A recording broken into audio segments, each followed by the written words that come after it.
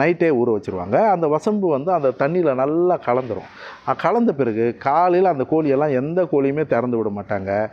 நல்லா அந்த கோழி எடுத்து நல்லா அந்த தண்ணியில் நல்லா மூழ்க வச்சு முக்கி எடுப்பாங்க. அந்த தலையை கூட உள்ளே நனைச்சி எடுத்துருவாங்க. பிடிச்சிக்கிட்டு நனைச்சி எடுத்துகிட்டு அந்த தண்ணியை அந்த வாசல் முழுக்க, வீடு முழுக்க, கோழி பண்ணை, கோழி குண்டு, அந்த எல்லா இடங்கள்லையும் தெளித்து விட்ருவாங்க. தொடர்ந்து இந்த மாதிரி ஒரு 3 நாள், 4 நாள், 5 நாள் செய்யும்போது அந்த கோழிப்பெண் எத்தனையும் இறந்துடும். அந்த கோழிப்பெண் பிரச்சனைக்கு முழு தீர்வு இதுவாக இருக்கும்.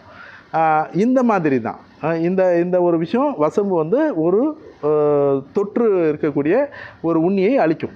இது வசம்போட தன்மை. அப்போது வந்து அதே மாதிரி வேப்பெண்ணெய் உங்களுக்கு எல்லாருக்கும் தெரிஞ்ச ஒரு விஷயம். அதே மாதிரி மஞ்சள், இதுவும் ஒரு கிருமி நாசினி அப்படிங்கிறது உங்களுக்கு நல்ல விதமாக தெரியும். இப்போது நான் என்ன செய்கிறேன்னா, என்னால் தொட முடிஞ்ச நாய்களுக்கு வேப்பெண்ணெயில் மஞ்சள் பொடி கலந்துருவேன். அது தண்ணி மாதிரி இருக்கணும் தடவுற அளவுக்கு. அந்த மஞ்சள் பொடி கலந்த வேப்பெண்ணெயில் வசம்பை ஊற வச்சு அதை தட்டி அந்த வசம்பு பொடியை இதில் கலந்துருவேன். வசம்பு பொடி அதில் கலந்தேன்னா அந்த வசம்பு பொடி அதில் முடிச்சிடும். ஆனால் அது தண்ணி மாதிரி இருக்கணும், கட்டியாக இருக்கக்கூடாது. நம்ம கையில் ஊற்றி அது உடம்பு முழுக்க தேய்க்கிற மாதிரி இருக்கணும்.